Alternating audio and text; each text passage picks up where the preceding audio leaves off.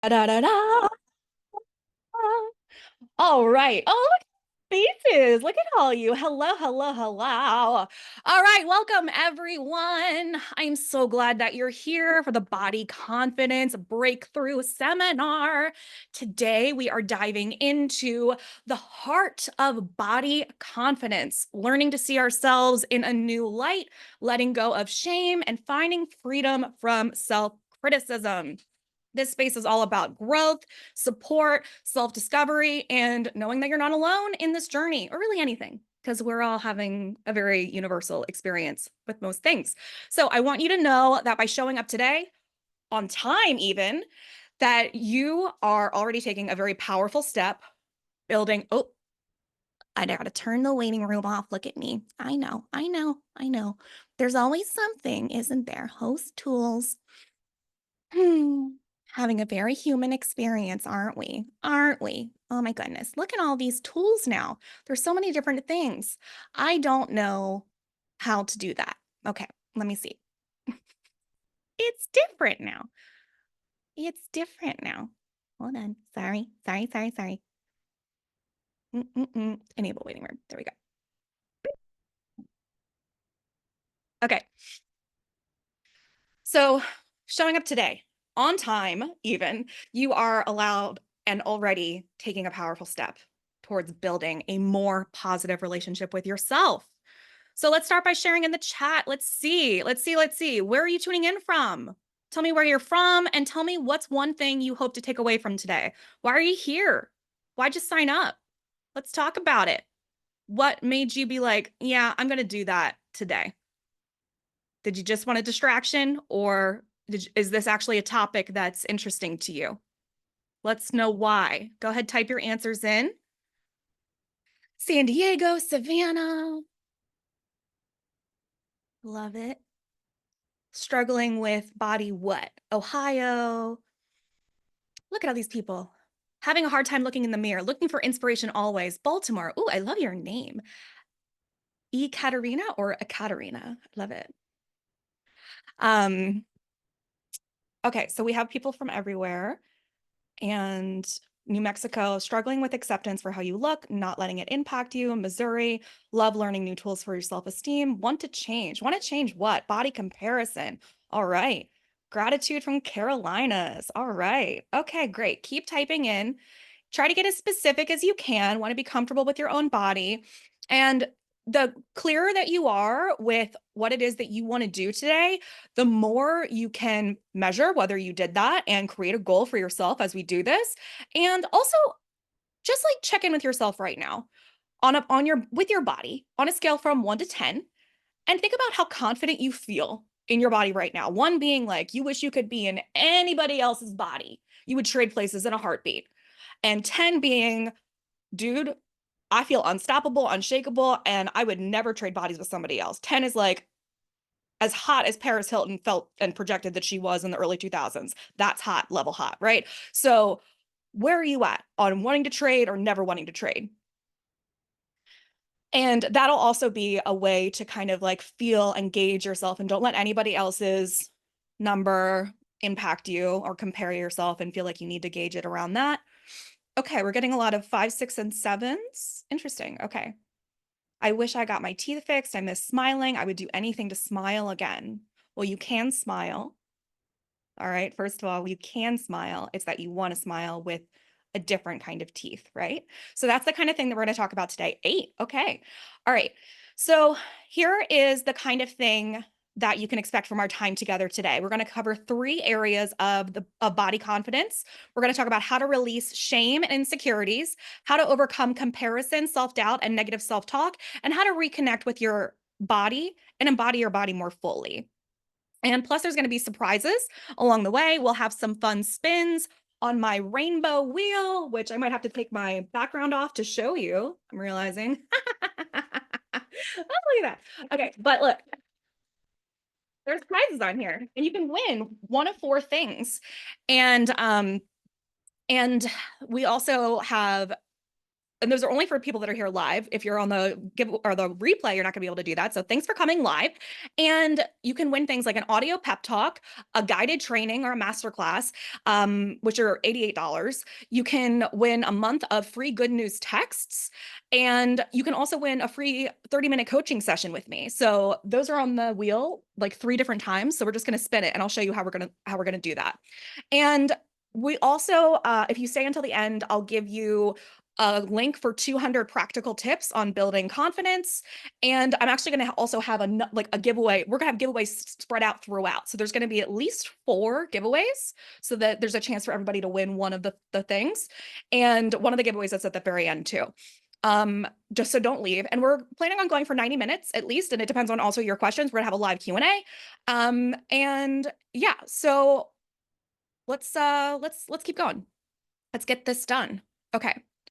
So let's be real also. Oh, I was one up behind, wasn't I? Look at that. But that's a very cute picture of the skeleton. Okay. Society constantly tells us about how we should look, about how it can just feel impossible really to keep up with whatever standards that there are. It's constantly changing, and it really just isn't a reality for us to keep up with whatever is happening. The latest beauty standard, pressure to look a certain way, these messages are constantly weighing us down. And many of us feel inadequate. We compare ourselves to others. Paris Hilton, I mentioned, right? Like she was a beauty standard in the early 2000s, and now it's like she's way too skinny for what we're supposed to look like, right? Or we sometimes just disconnect from our own bodies, which might even be one of the worst things, that disconnection from who we are. And I want to tell you something important. These feelings definitely aren't your fault, and you're definitely not alone. So today we're going to work together on breaking free from that cycle. And I just want to share a little bit from me about why I am passionate about this topic. And my journey with body confidence, like many of yours, was shaped by insecurities and comparison and times that I haven't felt good enough. I danced for 11 years. I spent a lot of my adolescence surrounded by 4-way mirrors while I was dressed in very small amounts of clothing, leotards, tights. And I was the tallest and biggest person in my dance company. And I only saw the difference of like what I looked like compared to everybody else. And that compound with factors like the way my parents did or did not parent and mental illnesses, I stopped seeing an accurate representation of myself in the mirror. And I was clinically underweight, but I truly believed that when I looked in the mirror, I looked like the size that I am today. So in my early 20s, I started taking medicine for my mental illness. And it made me gain weight extremely rapidly. And I basically had to decide, am I going to feel happy because this is working, or am I going to be fat? And I chose to be happy, right? Was happy or skinny? And I chose happy. And I gained over 100 pounds in 18 months. It was very quick. So I had to adjust to a very new body very quickly. And over time, I mean, it was a very quick adjustment, it was very rapid. And one of the hardest things for me to do was like find clothes that felt like me, because I dressed very colorfully. And at that time, there was like not many um, like plus size clothes that were colorful.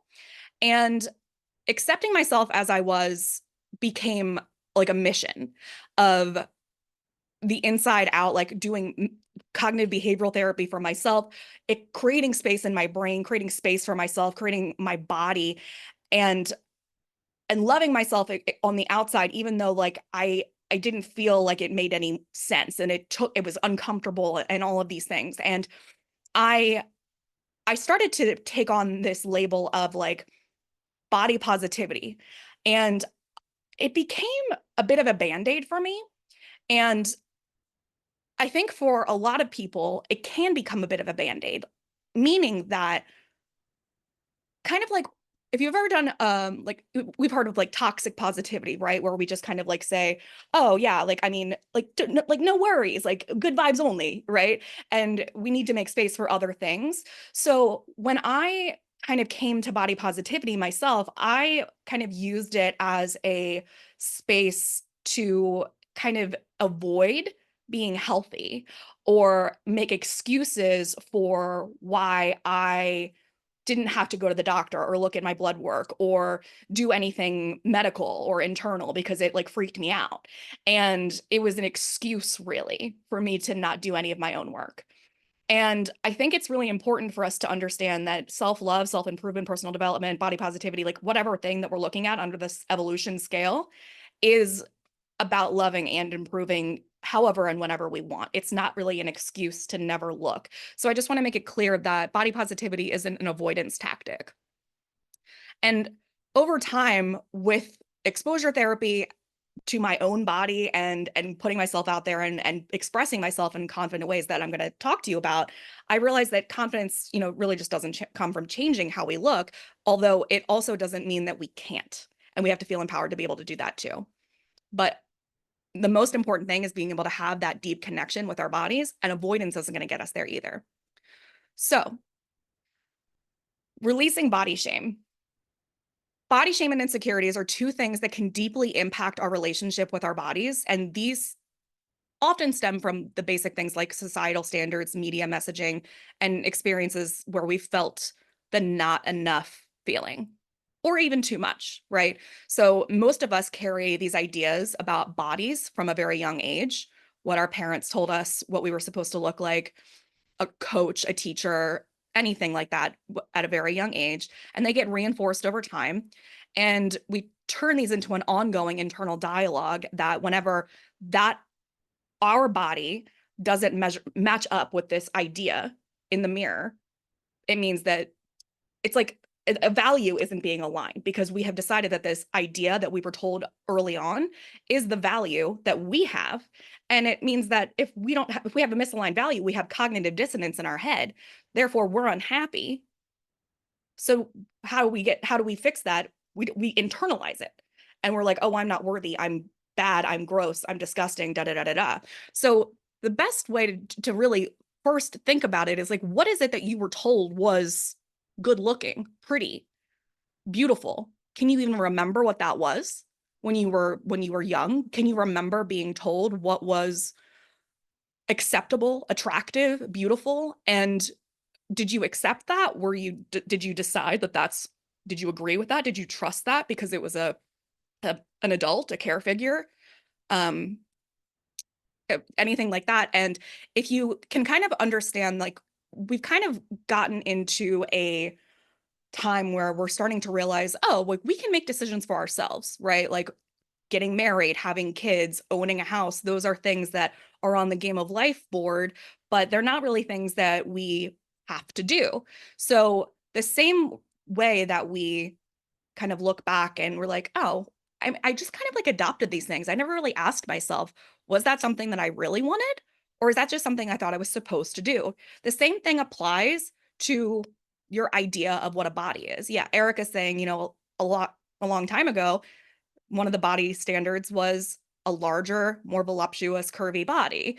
And it's what we thought was attractive has changed over time. And really, at the end of the day, if we were wiped clean, I think everybody would have a very different idea and understanding of what they feel naturally is beautiful.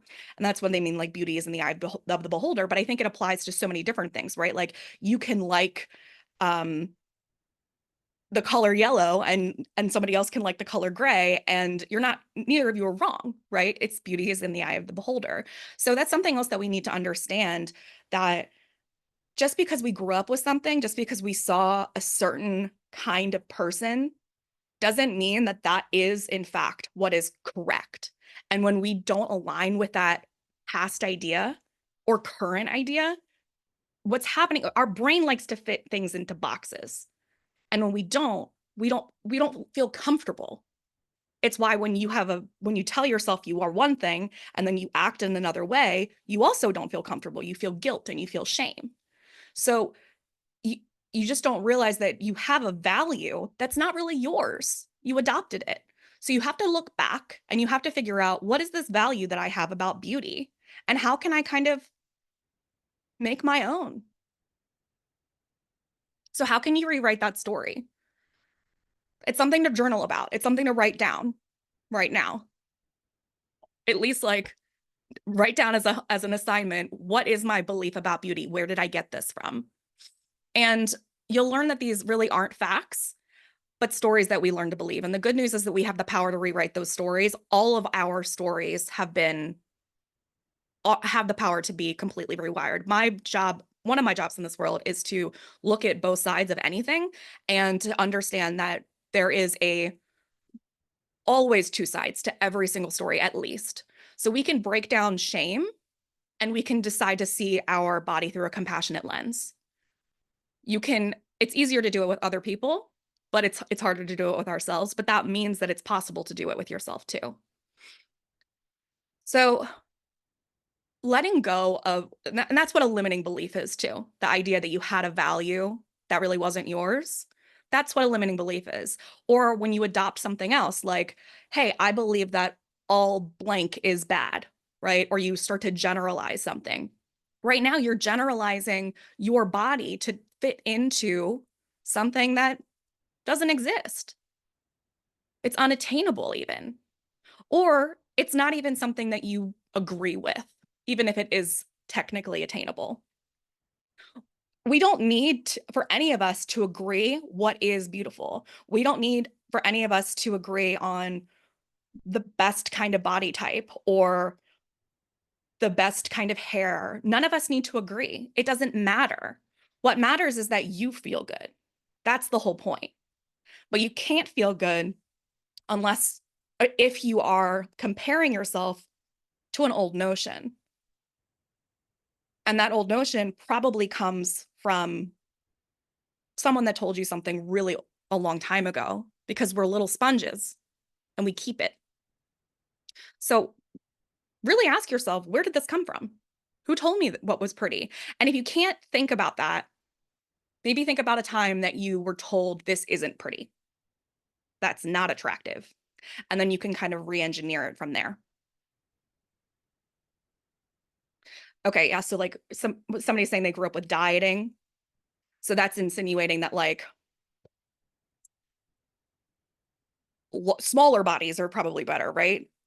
Yeah. So like, I mean, but see, everybody has a different thing, right? Everybody's growing up with a different kind of like neuroses in their home, right?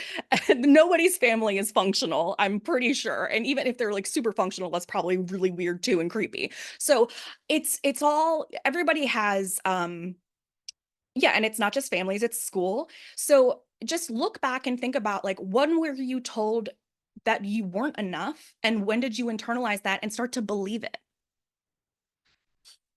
Okay, we're going to shift away from shame. And here are three things that you can do for doing that. So the first thing is looking in the mirror. So we were talking, somebody said earlier that one of their harder things to do is to look in the mirror. So avoidance, like I said, is one of the hardest things to be able to like, if you avoid anything, you can't work on it. You just, avoidance is something that we all kind of have in us. We have this like tactic where we're like, I'm actually just not gonna, like, I really, really, really want this thing. If I could click my fingers and wave my magic wand overnight, I would love to just have this thing fixed. And then I'll ask you, what did you do to work on that? And it's like, well, not really anything. And it's because of how much we want it really goes along with how much we're scared of it, because the stakes are really high. So in the beginning of any practice, any habit, any new thing, it sucks the most at first. Think about like starting to stretch. You've heard the idea maybe that it's really silly to say that saying that you're too inflexible to start stretching is kind of silly, right? Or saying that you're too fat to start working out. That seems silly too, right? But like that beginning part when you have no stamina, when you can't reach your toes at all, when you're so stiff, there has to be this part where you kind of have to work overtime in the very beginning, because you're going to be so tired because you're starting something brand new and you don't have any stamina for this thing. And that very beginning of that foundation where you're creating a habit, where you're starting something completely new, is one of the most uncomfortable things. And then slowly, faster than you'll realize, if you stick with it, it'll become second nature. But that beginning part, we shy away from. Most people quit something after the second day. The second day is when we quit. It's real. And I want you to understand that this, whatever I tell you today, whether it's a thought, a belief, a habit, an activity, you have to push through the discomfort. You have to push through the avoidance. The avoidance is what's killing you in everything. So mirror affirmations is a direct contact with yourself. And you can take it up in different levels. You can do different things. You can do EFT tapping while you're doing it. You can say affirmations while you do it. You can kiss the mirror. You can get naked. You can dance in the mirror. There's different things you can do in the mirror. But first, I need you to look at yourself and make eye contact. And you might be surprised at how difficult that is, how uncomfortable that is. And why is that? It's just us. I remember taking my first burlesque class, and one of the activities was to make eye contact in the mirror and just to kind of smile. And I wasn't like weirded out that there were other people there, but that was one of the hardest things that I had to do. I learned how to like do like tassel twirls, and I was like way more comfortable doing that, which is kind of hard actually, more than you would think. But the eye contact was like super uncomfortable. We avoid ourselves. We avoid who we are. We avoid our own thoughts because then we have to deal with ourselves. It's not always our bodies. It's how we got here. It's the scars. It's the stories. It's the fact that this is the vessel that went through fucking everything. And you got to love it. It's not just your brain, it's your body. Gratitude. Start writing. One of my things that I've been talking about for 15 years now is a gratitude journal. But in this, I think you should have a gratitude journal for everything and writing 3 things at least a day. But for this specific topic, I think you can shift it to a body gratitude practice and write down 3 things that your body allowed you to experience that day. So use logic to your advantage, okay? I want you to think about the fact that your body got you through all this stuff. Remember, your body got you like through the day. Think about all the parasympathetic. I can never say it right. Sometimes if I say it 3 times, I can get it, but it's not going to be a Beetlejuice situation right here, I don't think. Okay. The automatic like nervous symptom things that are happening in your body, like your nervous system and your breathing and the blinking and your like the things that are running on autopilot for you. Think about the fact that you've gotten to this age. Aging is a privilege. Remember that time that you like almost stepped out into the road and you didn't? Remember like how your body caught that thing? Remember that time that you got to hug somebody and it felt really good? Remember the orgasm? Remember seeing a rainbow in color? Remember that really big deep breath? Katerina just took a bite of something. Remember tasting it? What do you remember in your body? Or what did you get to do today? What feels really good to you? It doesn't even have to be that day, but in your body gratitude practice, I want you to write down 3 things every day. That's like, what did your body allow you to do? Just use logic to your advantage. You don't have to go from body hate if that's where you're at. Like, think about it like a relationship. You don't have to go from like hate to marriage. That's insane. You're in the courtship with it. So use logic to your advantage and be like, I mean, I guess my body's not that bad. I mean, it kept me breathing today. That's pretty cool. I got to eat a lollipop. That's nice. I mean, it hasn't killed me yet. That's pretty neat. Some people's bodies kill them. Like, I'm pretty into that. Just like really use straight logic. And then try an insecurity. Yeah, thank you, body. Just say thank you, body. Try saying it out loud right now. Thank you, body. Sounds insane, but thank you, body. A lot of personal development stuff feels insane. My friend Chelsea Diane says, Delulu is the Solulu. So you can also do like a symbolic ritual if you want an insecurity release ritual. Some of us react really well to these, like a burning ritual or a ripping up ritual, or like, I don't know, like whatever feels good to you, but writing down a very specific insecurity that you want to let go of, or all of them on a piece of paper, and then tearing it up or burning it safely as a way to symbolically let it go. And you can also not expect that to go away magically and work on it through tools like tapping and journaling and coaching and work through it, but be able to identify it and become aware of it. Because again, avoidance is not the tactic. You have to know where a spleen is in order to remove it. I think I'm going to change my analogy from spleen to appendix because now I've actually had to have mine removed. So I think that will make more sense. Okay. I need to start moving the slides. Sorry. Okay. A journaling prompt for you. Write this down for yourself. I'm talking a lot and I don't want to keep all of you here. And you can feel free to write this down and as I'm talking, continue to journal. But I'm going to keep moving on. What would it feel like to release one of your biggest insecurities? How would your life look? And how would your life feel different if you didn't carry this weight? I'm going to put it in the chat and keep moving on. And if you come up with anything, even if you just come up with it now, you can feel free to share it in the chat. And right now, just take a deep breath and think of one thing your body has done for you this week.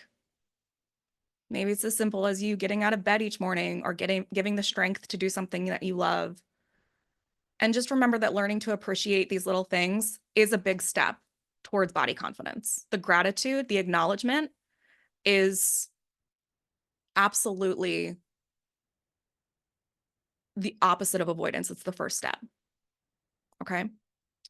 And these small shifts are a start of something powerful. And we're going to keep going and share even more. But just imagine having these tools to share with you every day in a community of people that are working on the same goals.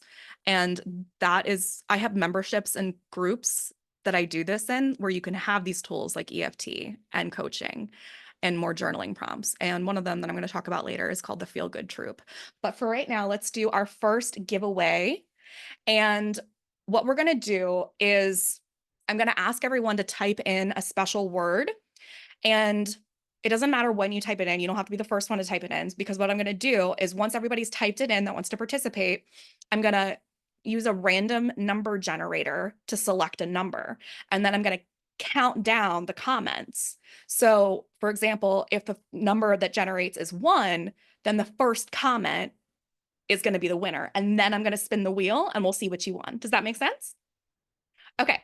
So giveaway. If you want to participate, type in the word happy.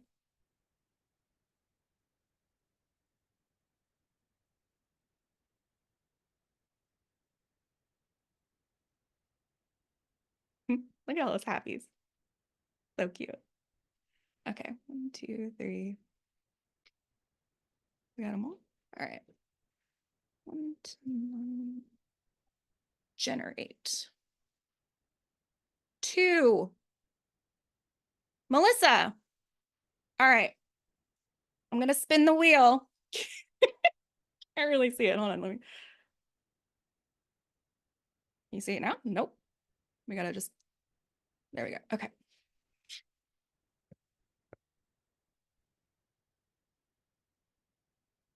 A month of good news texts. Okay. All right. So congratulations, Melissa. Yay. All right. So if you are one of the winners, please send me an email at mary@uncustomary.org with the subject giveaway winner and tell me what you won. And I will contact you or we will contact you with your prize. But don't worry, if you didn't win, there are multiple more prizes coming, at least 3 more. And let's get into, oh, what's happening? Okay, let's get into the next topic. Okay, alrighty. Overcoming comparison, self-doubt, and negative talk. So we live in a world that's constantly bombarding us with images and messages of what we should look like, often leading us to compare ourselves to others. I saw that a lot of your ideal of like the value that was created was from magazine models. And that's a very interesting one. The tabloids were such a really big thing, even until like 2013, right? Ugh. And it's still there, but there's something about that, like seeing it at the grocery store and like being in your face. And that was like the original social media or something, right? Like it was I don't know how to explain that, but for I think everybody born before like 1995, that was an extremely um, powerful imagery. So but now we have social media, we have magazines, we have movies, we have friends, and it's just however we feel that we don't measure up. And it's obviously not exclusive to our body. But the truth is that comparison does not reflect or indicate our actual worth. It's a habit that we have developed. And every time that we measure ourselves against someone else, we reinforce this cycle: self-doubt and negative self-talk and judgment. And I'm going to give you a little hot take that if you are comparing and judging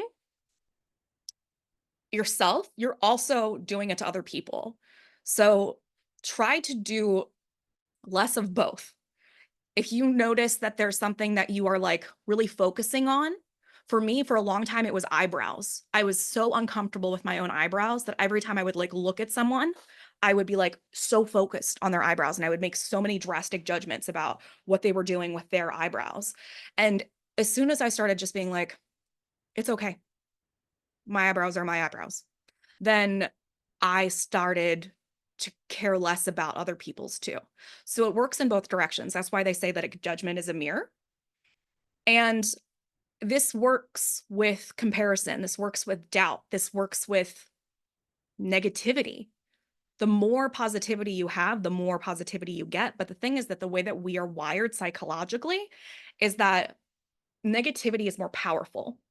It's more powerful energy in the world too. So for every negative thought you have, you kind of have to overpower it 3 times. And that's a lot more work. So the reason that that is true is because it's for our survival. It's like from old shit to keep us alive. But when you have a negative thought, the best thing to do is first become aware that it's even happening, because so many of us have these monologues that are running in our heads that we're not even aware that it's something else, that it's coming from another narrative. So once you can kind of even like identify that there's a voice that's telling you to like suck it, that you suck, that suck it or you suck in some way or another, for you to then be like, okay, I heard that one and now I'm going to counter it with 3 good things. And you can't have a repertoire, an arsenal, a reserve of good things to say until you practice. So you have to kind of start listing things that are logical. Remember the relationship thing of going from hating to kind of neutrality to and logic to liking to dating to loving to marriage. It's kind of like that's how we work up with like a courtship with our body. So you kind of start with the body gratitude, the acknowledgement of its existence, and then you start to be like, yeah, I'm kind of it's not even that bad. Maybe it's good. And you work up these steps the way that you would when with a person or a hobby or an experience or a city. And when you and then you can even actually keep a list of things like in your phone that when you hear something bad, you repeat it out loud or even in your head, 3 things to counteract it, because that's balance that we need psychologically to start countering the negativity. So I say like when speaking of like a diet or nutrition, if you have like a plate of food, you don't necessarily have to eat less of what you want, like, or stop eating. No, okay, let me rephrase that. If you really like eating Oreos, you don't ever have to say, like, I'm never eating Oreos again. If you want to change your diet, you could just start eating like a lot more green beans and fill up your plate with green beans, and you'll be full faster and more, and then you'll have less time and space for the Oreos. So that's what we're trying to do with your thoughts. We're trying to make more, we're trying to fill your plate of your thoughts in your brain with positivity so that it kind of gets pushed out. The negativity gets pushed out. So your thoughts may feel really unkind. They may erode your confidence. They may create a pattern where you focus on what you lack rather than celebrate who you are. And that's what we don't want to do. If anybody wants to share what their like thought is that kind of runs on repeat, we can workshop what it is that you want to say instead. So we're going to work on breaking that pattern, talk about how to recognize when you're slipping into comparison, how to redirect your thoughts. And it's just not doing self-comparison is crucial. It's not about pretending to be perfect. Nobody is. It's just a lot about learning how to treat yourself with the same kindness and respect that you would to another human. So here are some ways to do that. So first, self-compassion.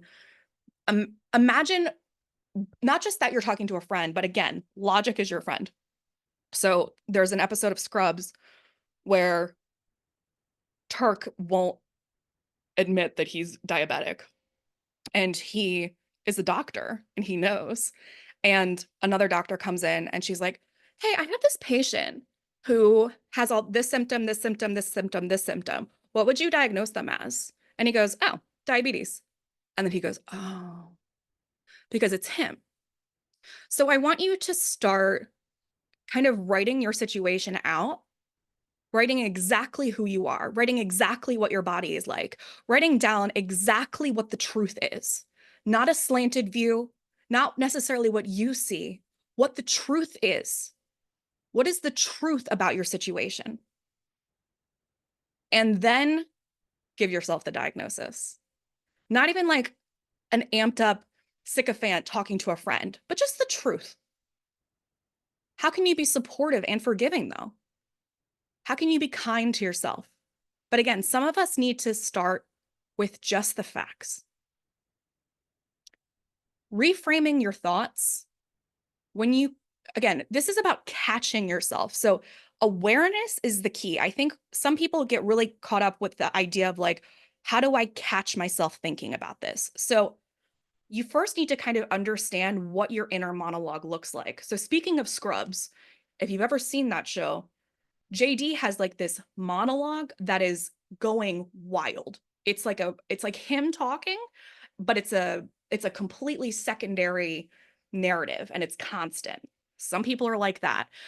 Mine sometimes is British. I'm not sure why. So you need to kind of figure out what is your inner monologue, and when you have negative thoughts, is it in your voice? Is it in someone else's voice? Is it talking in first person like I suck, right? And is it talking like as part of your regular thought process? So first you need to kind of identify that. And then another tip for this is if you've ever worked out, exercised at all, what happens when you want to quit? What is the thought that you have when you want to quit? This is indicative of your like self-defeating feeling. So when like I asked my boyfriend this and he said his was like, that's enough. I did enough. And I was like, that is so true for like other things that you do. Like it's good enough, right? And like he could go further with what he's doing, right? And if you're thinking about how you exercise and when you quit, what is it that you tell yourself when you're ready to be done? Or you're not supposed to be done, but you want to quit early. So that thought that comes up, is it like, oh my God, I am such a piece of shit. I am never going to finish this. I might as well get off now. Is it, well, um, I could probably get out of this? Is it, Like, I'm not really probably going to make any progress with this. This isn't really doing anything for me. No one's going to notice. Like, what is the feeling that you have right before you quit exercising and then you do? Or at least that feeling that you have before you give in. That feeling, and it could be with chores too, or work or something else maybe. I think it's easy with exercise because it's so body based. Um, that that is your inner monologue, first of all. That thought that's happening, that's your inner monologue. So that's how to identify like what it sounds like.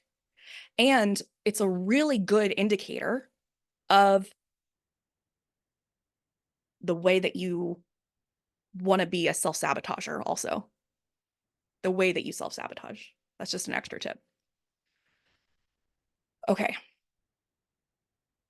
The third, okay, so that's reframing your thoughts. So you need to be able to catch yourself thinking a negative thought, and then you have to pause. And this is honestly one of the hardest things to be able to practice to do. Everybody's like, just reframe your thoughts. It's hard. So you first have to be able to acknowledge like that you're doing it, figure out what your inner monologue sounds like. And then when you think it again, the next time it happens, to be able to catch it, pause, and be like, is this true?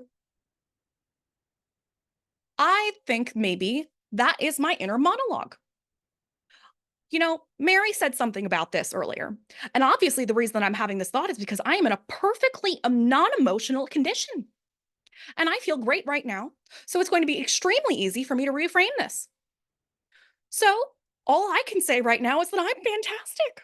I'm certainly going to be able to reframe this in a positive manner. And she said three things. So I'm just going to say that I am perfect. I am good enough. And I'm learning and growing every day.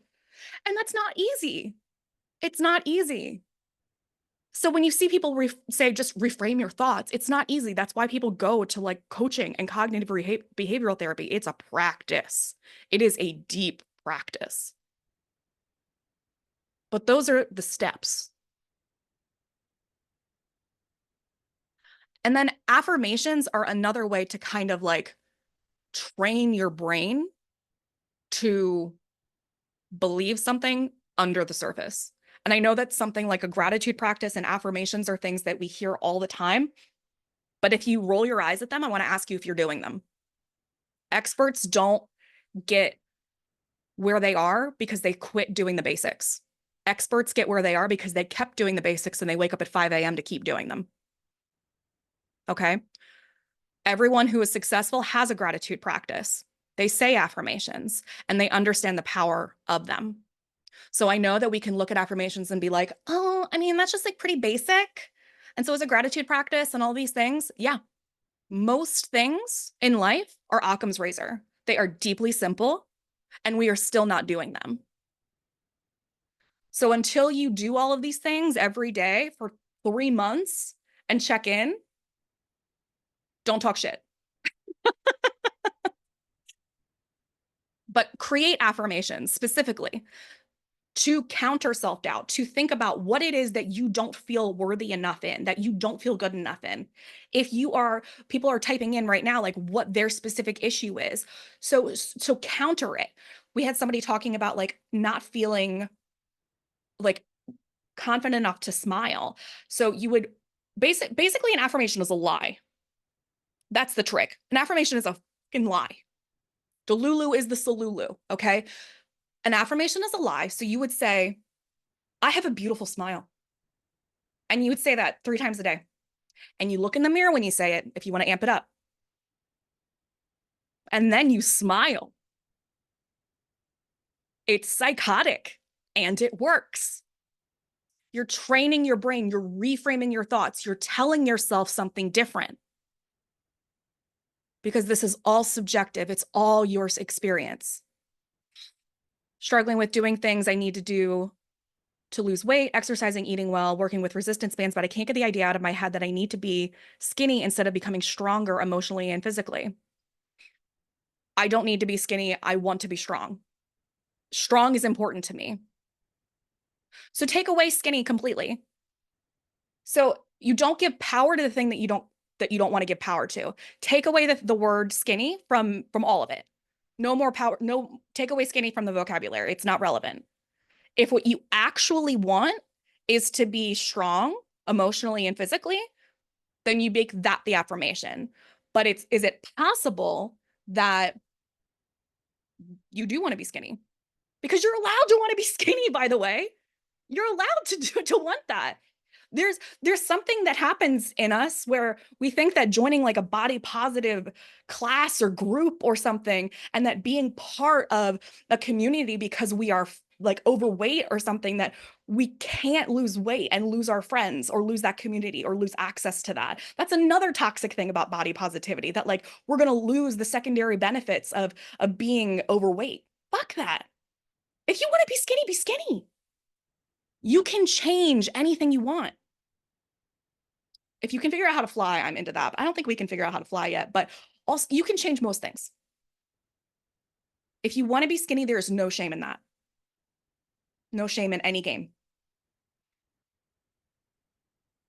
Do not skip the simple. Do not skip the basics. Gratitude, affirmations, basic as crap, but it works. There's a reason that we see it repeated. Okay, if you want to lose weight, that's great. If your actual goal is that you want to be stronger, then make that the thing and take the secondary thing off your plate. And I know that it can be hard to struggle with this body confidence. I mean, it was so many years of this for me, so many.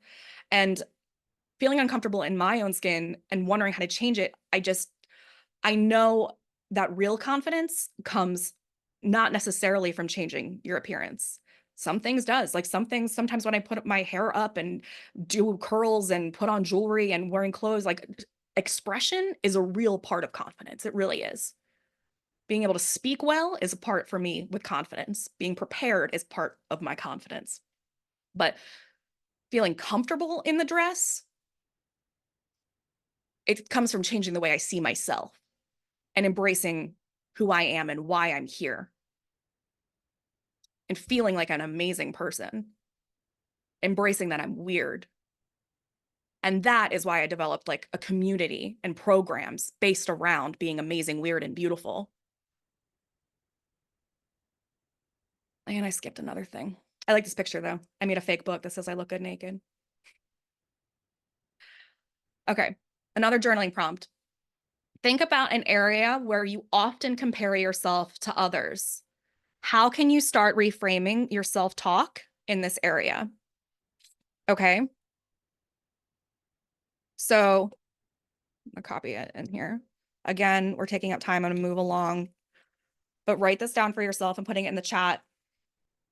Where is it that you notice the first thing when you walk into a room? What are you looking at? Are you looking at bellies? Are you looking at double chins? Are you looking at eyebrows? Are you looking at hair? What is it that you're the most uncomfortable with on yourself that you are comparing to on another physical body? And what are some ideas of how you can start to change that narrative? Reframe your thoughts. What is your arsenal going to look like for you to have some positive or at least logical thoughts ready to go on your phone, ready to go in a notebook, or ready to go right now in your head about how you could reframe this idea? And seriously, share them in the chat too. We can workshop them.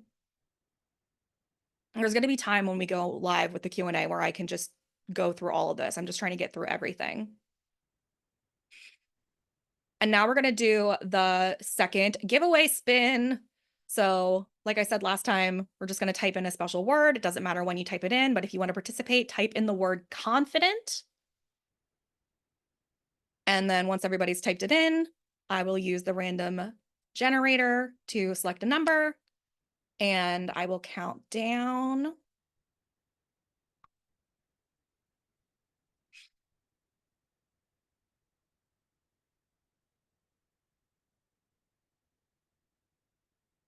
And there are so many more people here than are participating in the chat. I would love for you to say more. The more you participate, the more you get out of it, not just for me, but for yourself. It's scientifically proven. Okay, I'm gonna do one more. Generate. One. Ekaterina. All right, we're gonna spin the wheel.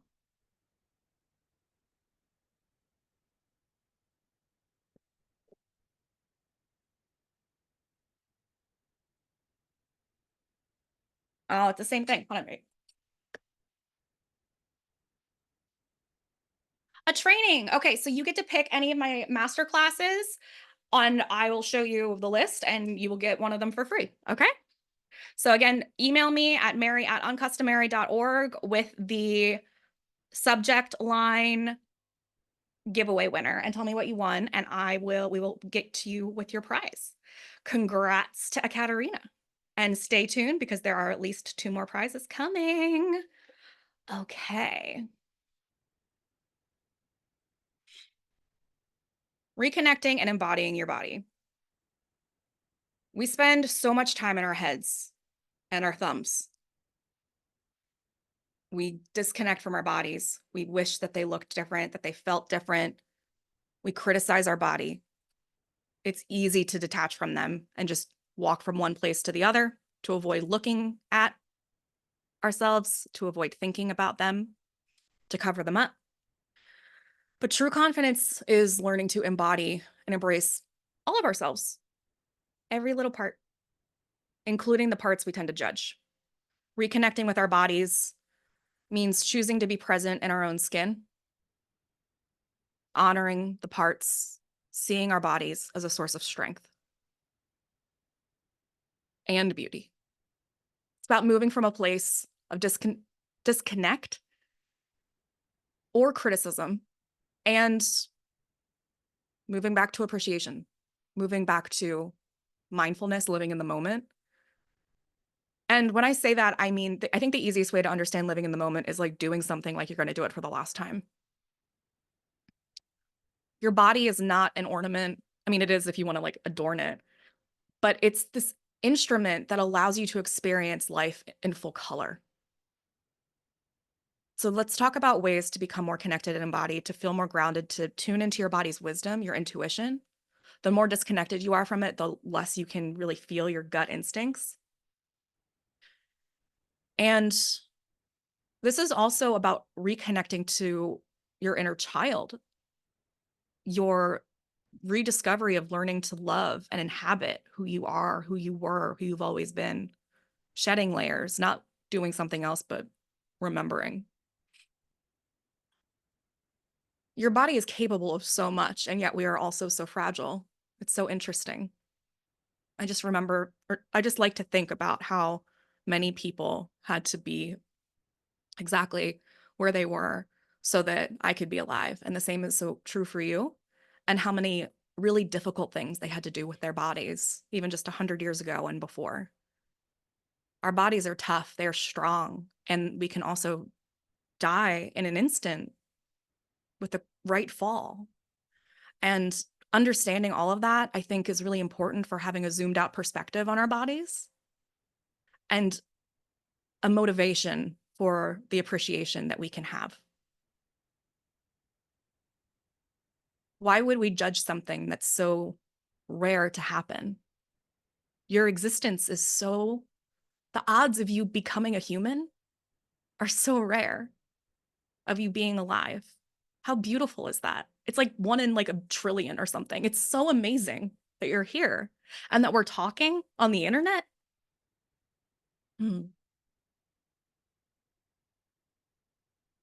Having mindfulness, gratitude, and appreciation gives you the ability to develop a relationship with your body that is more loving and kind.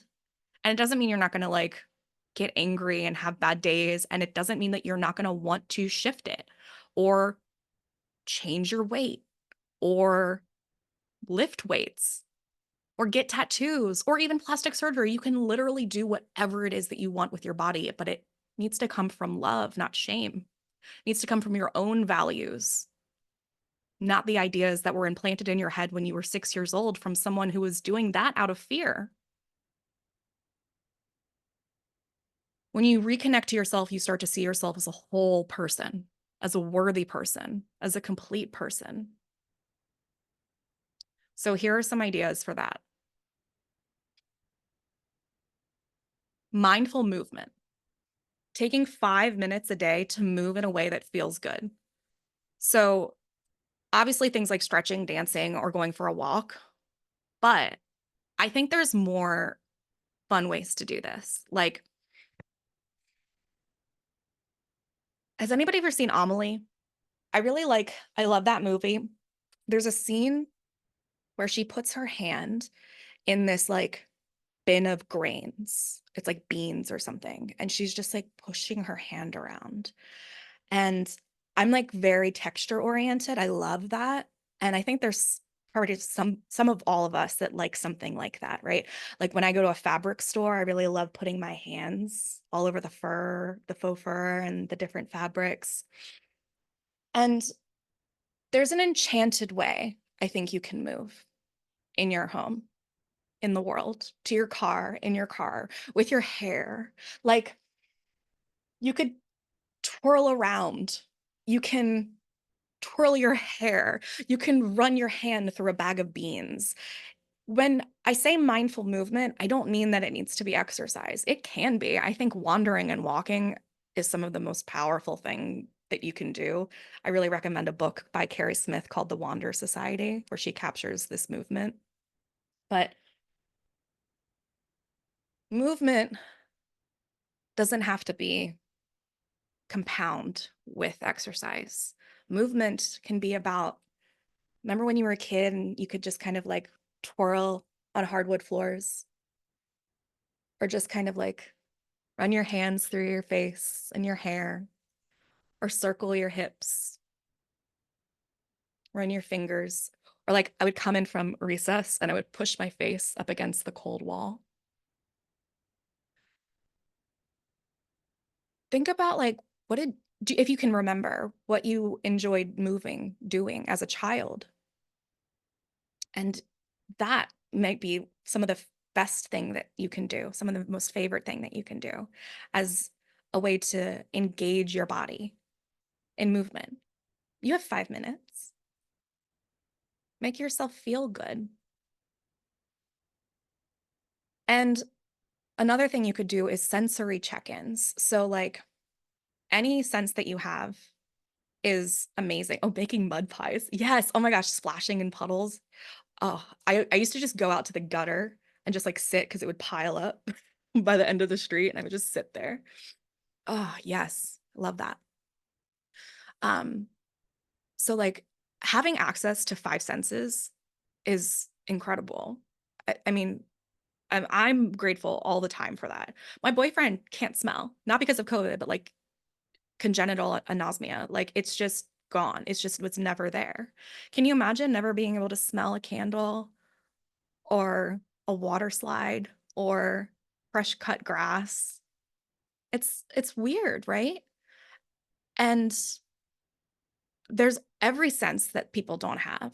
So, I mean, just remembering that, first of all, that you can do those things if you can, and then engaging them every day on purpose. And then you can also do like a grounding exercise for that. There's like a really basic one where you can like peel an orange and like or just like count five things that you see, five things that you smell, five things that you taste, like that kind of thing. And again, it seems simple, but when you do it, it genuinely changes your blood pressure. April's never been able to taste. Yeah. We take these things for granted. We take so much for granted. You ever been sick and you're like, as soon as I'm not sick, I swear I'm never gonna take breathing for granted again. And then as soon as you get the ability to breathe again, you're just like, completely forget. That's how we are. We adapt so quickly, and it's an amazing skill. But so is gratitude.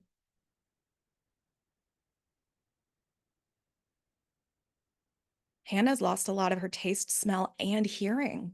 Wow. Yeah. See?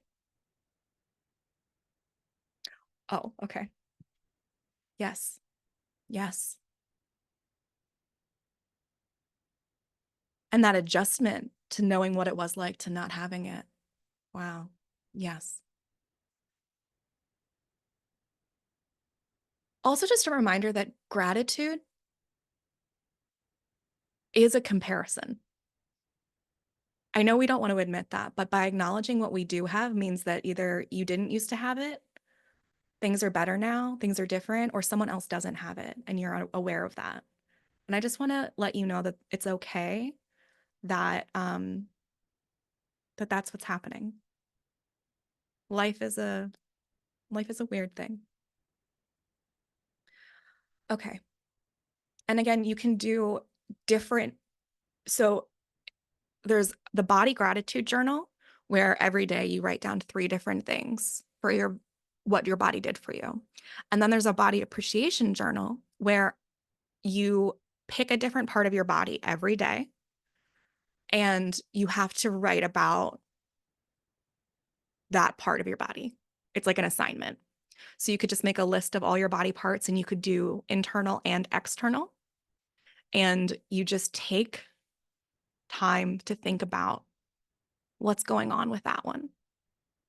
How has this one helped you? How do you feel about it? What is there to unpack here? What is there to appreciate here?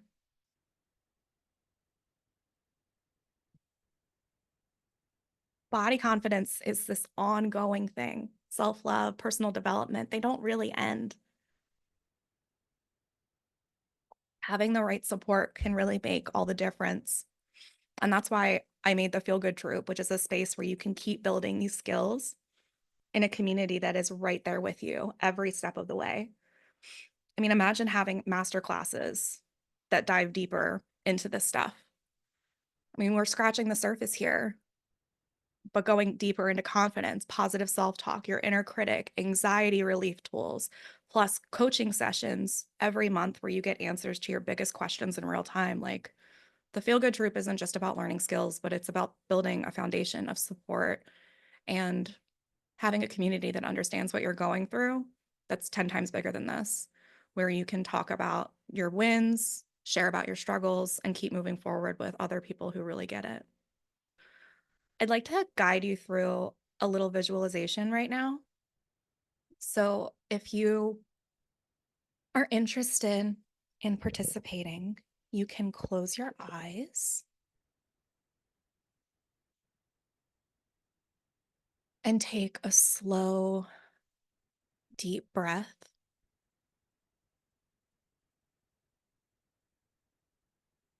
Fill the air in your lungs. Expand your chest and your abdomen.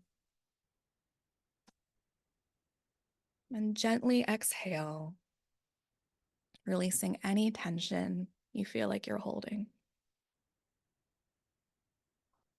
Repeat this. Do this calming breath a few more times, and you can even let out a sigh or a whoosh with every exhale, getting out that tension, feeling your body relax more and more with every exhale.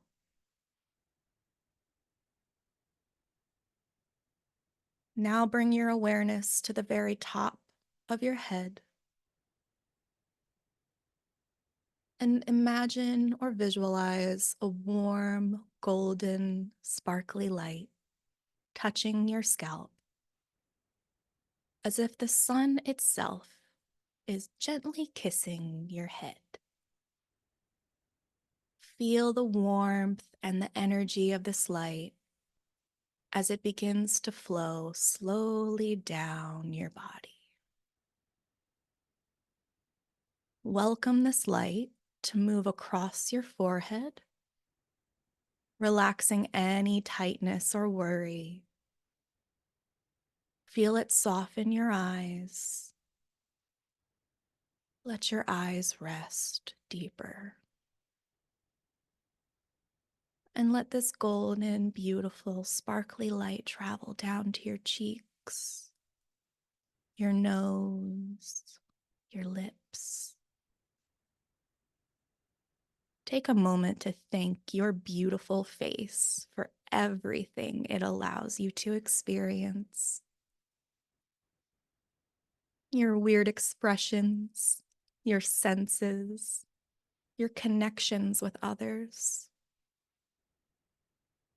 Now the light moves to your neck and your shoulders. And these areas often carry what feels like the weight of the world. Feel this warmth easing the tension here. Let your shoulders sink down further comfortably. Acknowledge the strength you have here in these muscles and thank them for all that they do to support you and your neck every single day.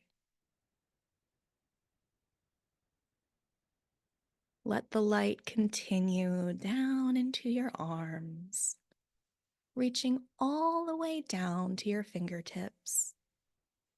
Wiggle your fingers and feel gratitude for the way that your arms allow you to connect to the world, to touch, to create, to hold. Thank them for their strength and their mobility. And now this light moves into your chest, and the goldenness is expanding with your breath, with your lungs. Imagine each heartbeat spreading love throughout your body, nourishing every single cell. Thank your heart deep inside for its constancy, its resilience, its capacity to love and to keep you alive. The light moves now to your abdomen.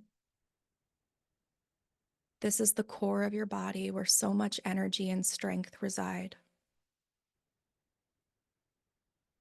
Take a moment to feel your tummy, honoring its strength and sensitivity, thanking it for nourishing and sustaining you. The light's continuing downward, reaching your hips, thighs, and knees. Feel the solidness, the foundation that these parts provide. Imagine each joint and muscle as strong and flexible, supporting you with every step you take. Sorry. Thank your legs for carrying you, for giving you freedom to move. Now bring your awareness to your lower legs, ankles, and feet. Feel the warmth flow all the way down to the tips of your toes. You can wiggle them, and your feet that connect you to the earth. They ground you, they steady you. Thank them for every journey that you've been on and for the balance they provide you. Take a final deep breath, feeling this golden light, sparkly light, fill up your entire body like one of those aura pictures, head to toe. You are wrapped in warmth, strength, and gratitude. And when you're ready, gently bring your awareness back to the room, carrying the sense of connection and appreciation with you, knowing that every part of you is worthy, every part of you is valued, and every part of you is absolutely fucking enough.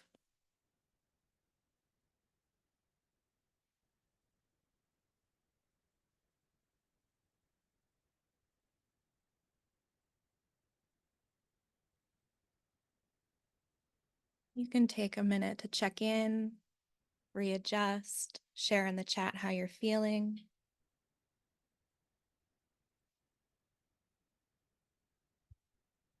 Drink some water. and we're going to do another giveaway.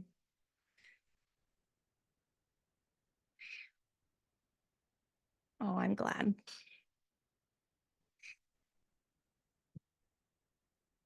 Yeah.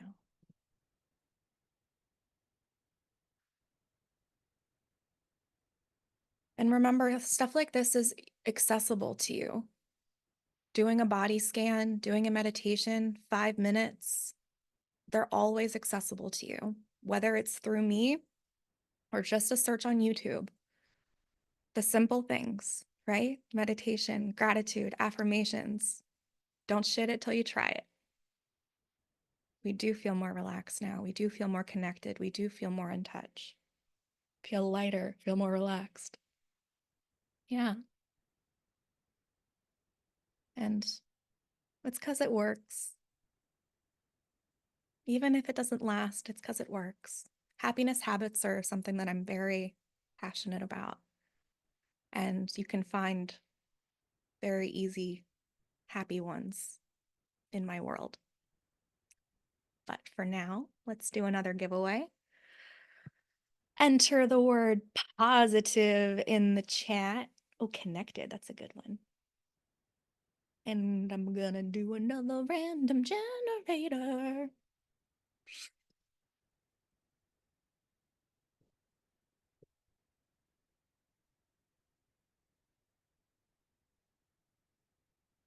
We got them all. Last call. 9. 1, 2, 3, 4, 5. Oh God, hold on. It should just be the last one, right? 1, 2, 3, 4, 5, 6, 7, 8, 9. So it's Hannah. Hannah.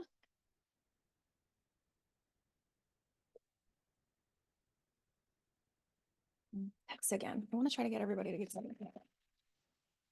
Trading again. Unless you want texts, and then we could do that. Bye, Paige. Thanks for coming. Okay. Keeps landing on training. All right. Do you want text or training?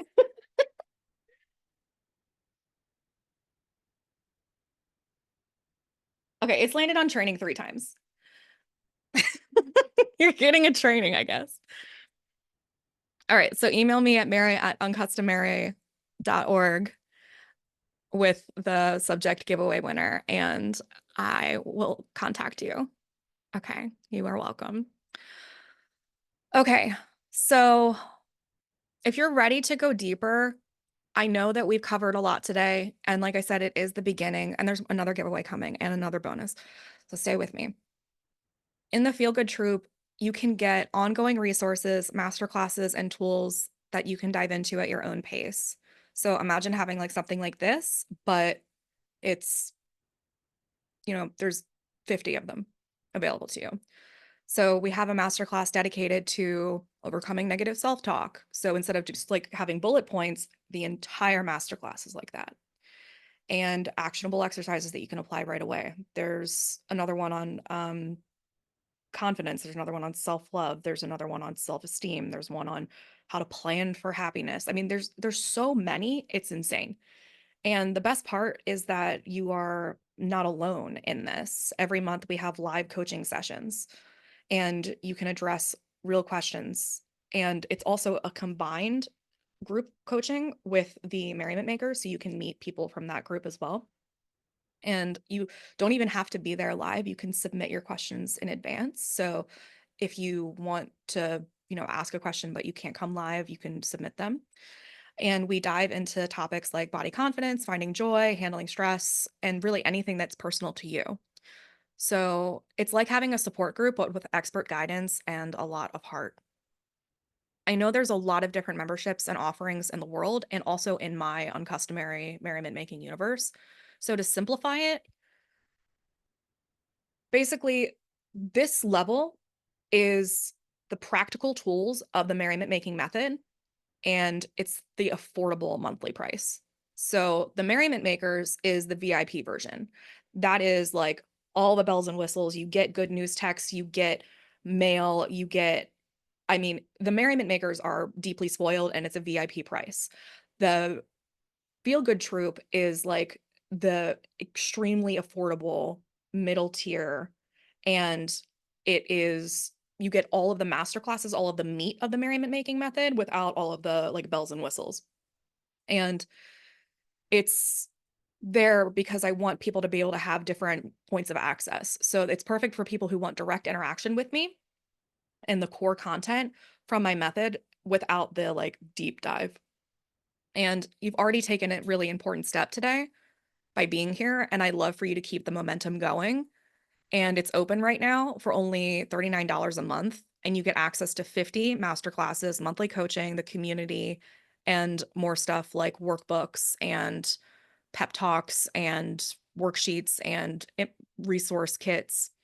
And you also get access to my Relieve Anxiety e-course, which is one of my 3 top-selling e-courses, which is $111 on its own. And that's helped hundreds of people find calm in their lives. So imagine what's possible if you have all of these tools at your fingertips. Oh, I forgot to read the testimonial. So I can't read it. It's too small. I think that anyone going through, I can't read it. You can read it. This can be a positive aspect for someone, for anything negative that you're about to go through. There's a myriad of different resources, so you can pick and choose something that works for you and move through whatever life is throwing at you. And this is one of my favorite testimonials I've ever gotten, is that it's cheaper than therapy, and that these are the kind of resources that people go to therapy for. And that in its own is worth it. And it's true. Like, I mean, I have 2 degrees in psychology. I worked at a psych rehab for 5 years. I actively study positive psychology. This is something that I'm extremely passionate about, and making these resources available to you. So it is usually only $39 a month. And right now you can get your first month for $32, which makes it's 20% off. You can get every masterclass is only 64 cents. That's how cheap that is. And then that doesn't even include all the other stuff. So that's just my thank you to you today. Um, I know investing in yourself can feel like a big decision, but I think of it this way. For less than the cost of a single therapy session or wellness class, you get a full month of access to high quality resources, expert coaching, and a community dedicated to lifting each other up. And there's no pressure to commit long term.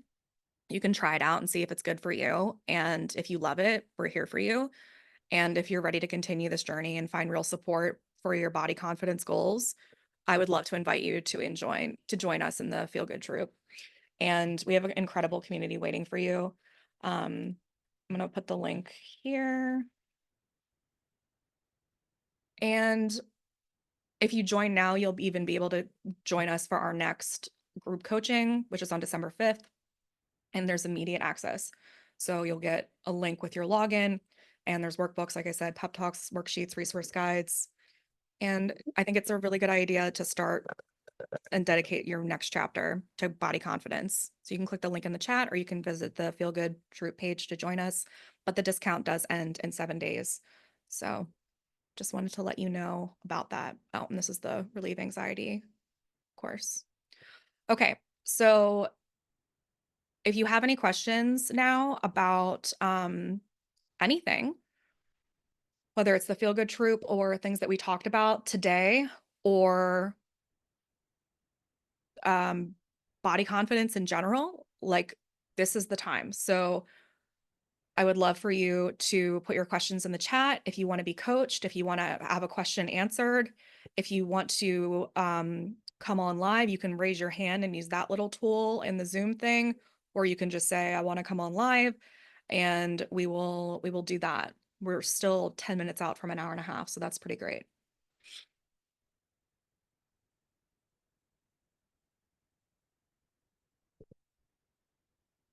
Anything that you want to know personally, advice, anything at all. This is your time. Do not be shy. Your window is going to close very soon. Seriously? Okay. All right. Well, let me ask you Coping skills for body dysmorphic disorder. Okay. So when I had that, I didn't know that I had it. So the fact that you know that you have it, first of all, is good. Again, awareness. And when is it like, okay, so I guess let me ask you, do you want to come on audio? Yeah, I could come on audio.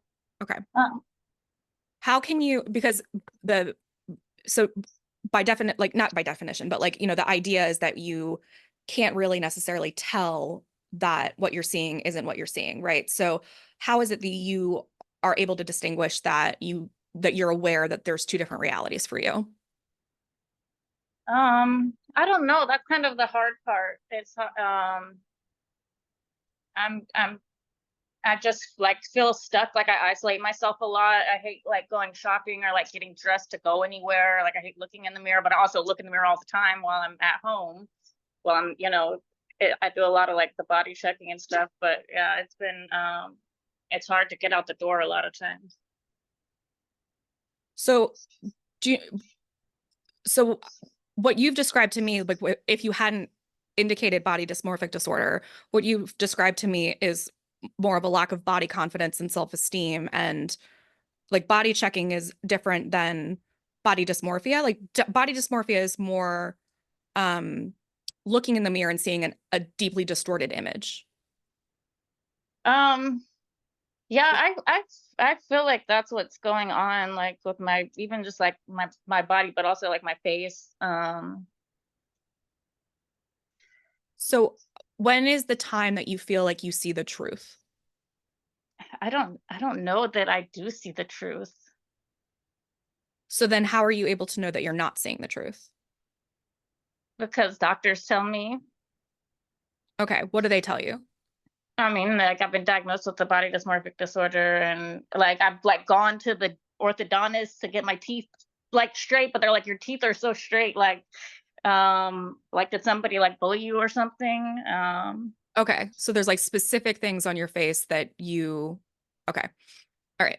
So the with anything in terms of body checking, or even, I mean, being not being able to see a reality that other people are seeing is obviously a more intense, you know, kind of like trying to come around to what we feel is the reality that other people are seeing. Mhm. Um, but in terms of, for anybody here that is experiencing the body checking, or the, having a really hard time kind of leaving the house and being really um maybe even obsessive, right, about the way that we're appearing. I think one of the first things that you can do is a bit of exposure for yourself. So when we were talking about the avoidance, it's like having this very specific time of discomfort with the area that is in question. So if you are not feeling like whatever area it is that feels like this is the thing that I don't have any faith in myself, this is the area that feels ugly, this is the area that feels that I need to check, right?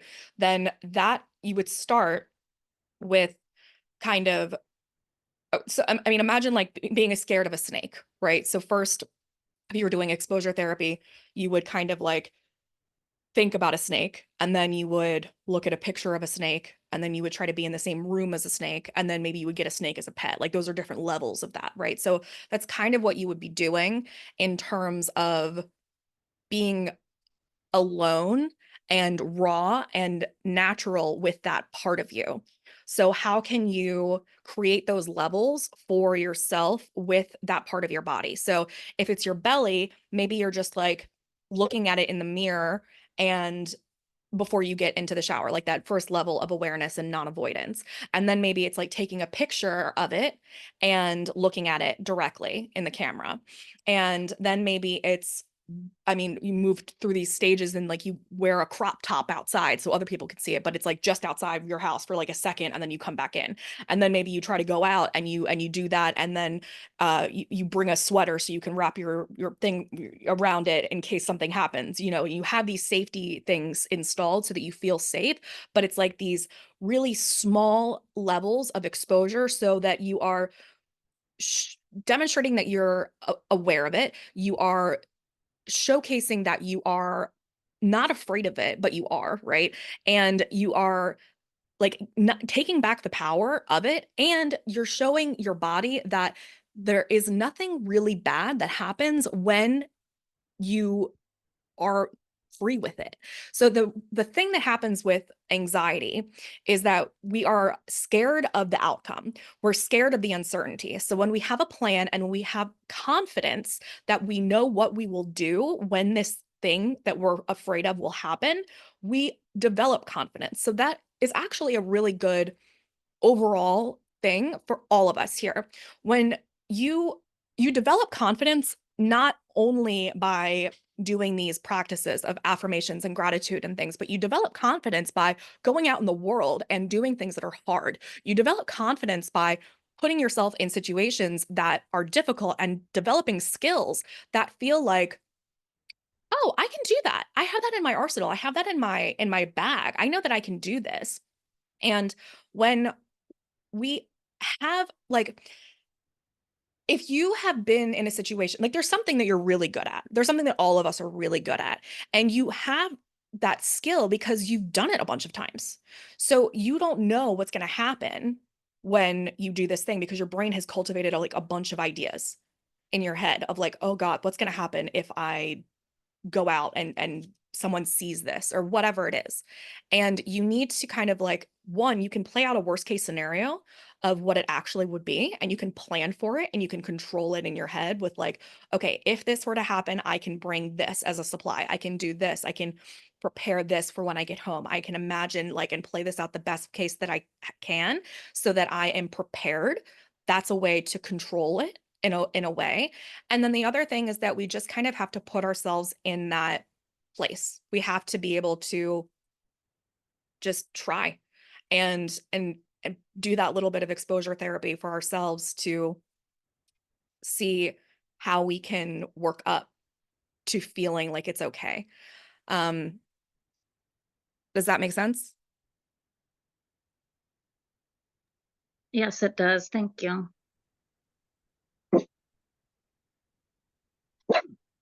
When I did cognitive behavioral therapy for my OCD, I had to like walk in circles around a table 30 times a night and leave a drawer open for 45 minutes. And the things that were going to feel like your homework assignments for your exposure are going to feel crazy and irrational and weird. And it doesn't really matter. The point is that you're creating confidence about it for yourself. And it's like giving yourself an idea that you know where the exits are.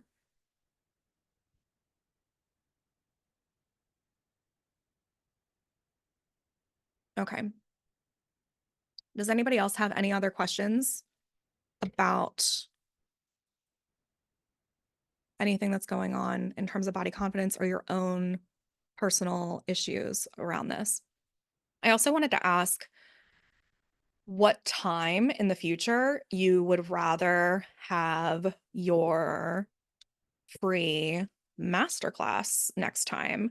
Like, which of these times would be your preference? Because I'm trying different days and I just want to see like what I know some people have left, but I want to see like out of these options, which one of these is your preference? Just trying to get a general thing. It's in the chat.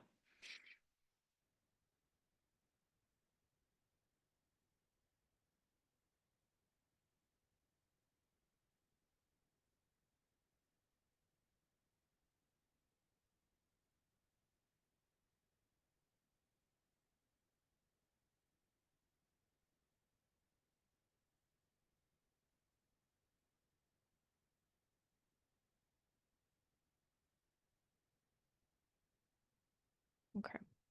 So keep answering that. And before we wrap up, I'd like to know two things. One, how are you feeling in the beginning, we did a 1 to 10 of confidence, 1 being you would want to switch bodies with anybody, 10 being you would never want to switch bodies. And where are you at now? Has it changed? Is it the exact same? Did you go up a little bit in your confidence? And you can share that in the chat. We can see if there's any improvement.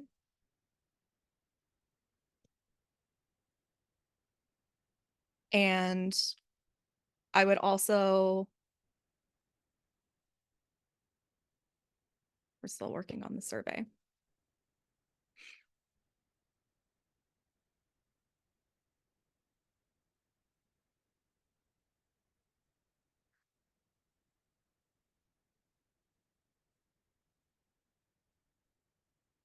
Okay, we moved up 1 from a 6 to a 7.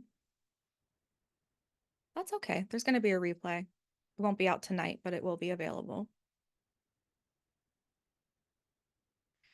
Okay, so think about your number, what you were at, and post what your number is now. If it's the same, that's okay. If it moved up, that's great. And what is one commitment that you want to make to yourself after today's session? What's something that you want to take away? Is there a practice that we talked about that you want to start doing, that you want to start implementing? Is there a thought process that you want to begin?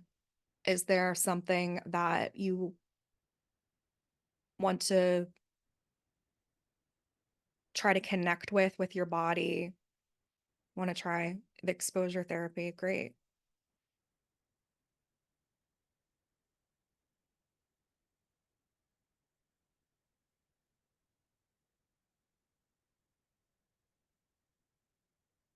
Focusing more on positives about your body, keeping a gratitude journal, wanting to love my body more. That's great. Also, I'm going to do one more giveaway. It also helps me so much if you leave like a review here, a testimonial in the chat before you go, so I can screenshot it for this landing page for the future for when other people want to sign up, just to say like if there's anything that you got out of this, if there's anything that you really enjoyed, like why someone else might want to take this class.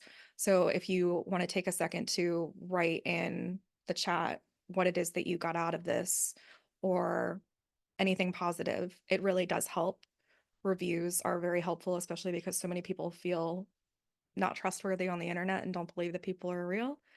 And hopefully you can tell that I am real. So that really means a lot to me. And there is this link here for your free tangible 200 tips. And I will also be emailing that out to you this evening later.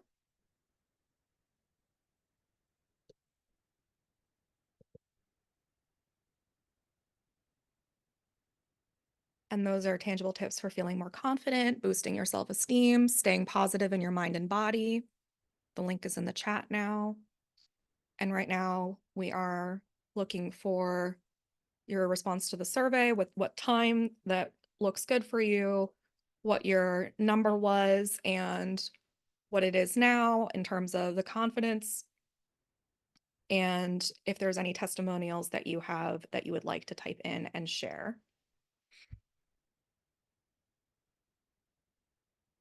Thank you guys so much. These are great.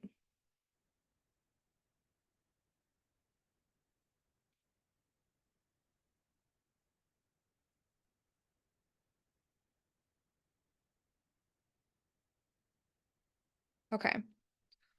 So thank you all so much for joining me in this body confidence breakthrough workshop, seminar, extravaganza, whatever this is. And I hope that you are feeling inspired and ready to take these insights into your life. And again, I know that there's only so much we can cover in 90 minutes. It goes really fast, but there is so much more from my 11 years of teaching.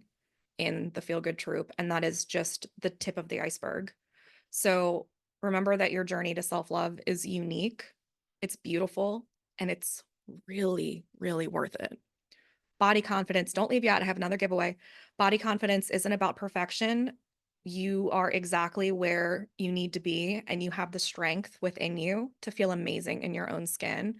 Remember, this is about embracing yourself as who you are and celebrating every step forward. And if you are ready to keep going, the Feel Good Troop is here for you. So let's make this journey one that really is full of joy and confidence. I'm so glad that you guys are all enjoying this. I can't wait to read more of these reviews that you guys are writing. It really means so much, and it really, really, really does help. And I do so much online. I have a podcast, I have a YouTube. I go live every other Monday on YouTube. I have social media at Merriment Maker, mostly on Instagram and Facebook. I do basically monthly free webinars like this. I have 3 membership groups. I'm a published author. I have a free resources you can find. I have a uh, physical products, good news texts. I have pep talks. I have merriment mail. I really have a lot of things. So even if you just go to check out uncustomary.org, you will be able to find so much stuff. Okay. All right. So let's do one last spin for our final giveaway and type in I'm hot because you are.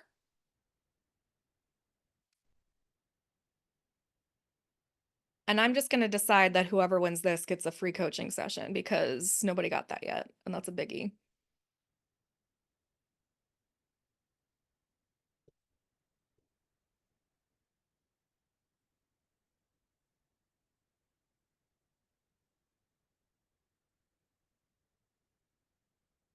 Five.